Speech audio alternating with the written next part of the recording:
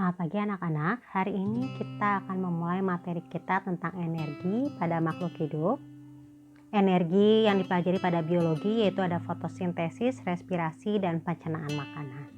Kita mulai. Untuk peta konsepnya yaitu di situ ada energi dalam bentuk apa saja, lalu bagaimana transformasi energi.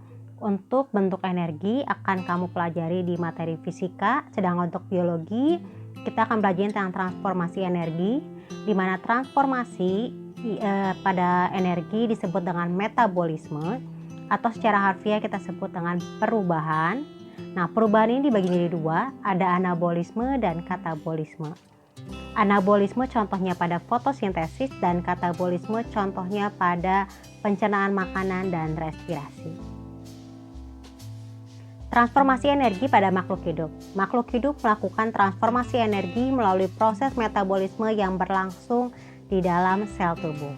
Karena kita sudah pelajari bahwa metabolisme adalah perubahan. Nah, perubahan ini dibagi menjadi dua, ada anabolisme dan katabolisme, di mana yang namanya anabolisme secara umum yaitu menggabungkan, sedangkan katabolisme dia memecah atau merombak. Ya, untuk anabolisme sendiri yaitu proses penyusunan molekul kompleks dari materi yang lebih sederhana, misalnya fotosintesis. Sedangkan untuk katabolisme yaitu proses pembongkaran molekul yang relatif besar menjadi lebih kecil, misalnya pencernaan makanan dan respirasi. Kita mulai dengan yang anabolisme. Nah, untuk anabolisme sendiri contohnya tadi pada fotosintesis. Kita tahu bahwa fotosintesis merupakan pembentukan glukosa dari karbohidrat dan air dengan bantuan cahaya matahari atau cahaya, karena bisa juga memakai lampu. Ya. Nah, untuk proses fotosintesis, kenapa tadi dibilangnya masuk ke dalam kategori anabolisme, menggabungkan materi yang sederhana menjadi molekul yang kompleks. Materi sederhananya berupa apa? Nah, kalau kita lihat pada fotosintesis ada H2O yaitu air, lalu ada CO2 yaitu karbon dioksida, dan dibantu dengan cahaya serta klorofil yang ada pada daun tersebut. Dihasilkanlah yang namanya molekul kompleks yaitu apa? Glukosa dan oksigen. Glukosanya yaitu C6H12O6, sedangkan oksigen adalah O2. Yang kedua yaitu pencernaan makanan. Nah, pada saat pencernaan makanan kita kategorikan ke dalam katabolisme, yaitu merombak atau memecah dari kompleks menjadi lebih sederhana.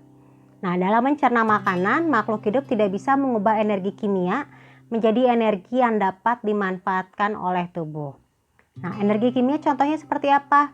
Contohnya itu pada cahaya yang diperoleh pada tumbuhan tadi, ya.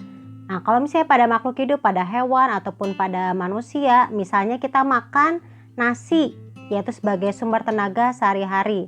Nah, merupakan sumber karbohidrat. Sumber karbohidrat tidak hanya nasi, tapi ada kentang, ada ubi, dan lain sebagainya. Karbohidrat yang kita makan itu tidak bisa langsung diproses di dalam sel-sel tubuh kita, tetapi harus dirombak atau dipecah terlebih dahulu. Karbohidrat harus dipecah terlebih dahulu menjadi molekul sederhana. Nah, molekul sederhana ini apa? Contohnya seperti gula sederhana atau glukosa atau fruktosa, galaktosa yang mungkin pernah kalian dengar. Nah, setelah menjadi molekul yang sederhana, lalu diserap di dalam darah dan siap diedarkan ke dalam sel-sel tubuh makhluk hidup tersebut. Begitu pula dengan protein yang berfungsi sebagai membantu pertumbuhan otak dan tubuh. Contohnya yaitu asupannya bisa kita ambil dari ikan, daging, telur, dan sebagainya. Protein pun sama, harus dirombak menjadi molekul yang sederhana. Contohnya yaitu pada pepsin, asam amino, yang akan kamu pelajari nanti di kelas 8 pada materi enzim atau sistem pencernaan. Nah, begitu pula dengan lemak. Lemak pun sama, dia bisa harus diubah dulu menjadi asam lemak atau gliserol, bahkan dia bisa diubah menjadi glukosa pada saat tubuh kamu membutuhkan energi lebih. Contoh yang paling bisa kita lihat adalah misalnya teman-teman yang sedang berpuasa, ya, karena dia tidak ada asupan karbohidrat, maka karbohidrat bisa diambil dari cadangan makanan, yaitu lemak yang ada di dalam tubuh orang tersebut. Kita lanjut, contoh katabolisme yang kedua yaitu respirasi, mengubah proses penguraian bahan makanan yang menghasilkan energi dan mengubah energi kimia menjadi energi yang dapat digunakan secara langsung. Contohnya pada saat saya sedang mengajar berbicara, saya masih tetap melakukan yang namanya respirasi atau bernafas. Nah, jadi energi yang dihasilkan proses respirasi digunakan untuk aktivitas makhluk hidup, baik itu bisa bergerak, berbicara, dan lain sebagainya. Kalau masih ingat adalah proses fotosintesis dihasilkan glukosa dan oksigen. Nah, sekarang kebalikannya, karena membutuhkan yang namanya respirasi, bernafas pun sama, dia membutuhkan atau menghasilkan energi. Sehingga glukosa dan oksigen yang sudah dihasilkan dirombak kembali menjadi CO2 atau karbon dioksida, H2O air, dan energi yang bisa kita gunakan ketika kita bernafas, yaitu 675 kilokalori. Demikian materi yang disampaikan untuk energi pada makhluk hidup. Tetap semangat dan tidak lupa untuk mengerjakan latihan atau mempelajari materi yang sudah dipelajari. Terima kasih, Tuhan memberkati.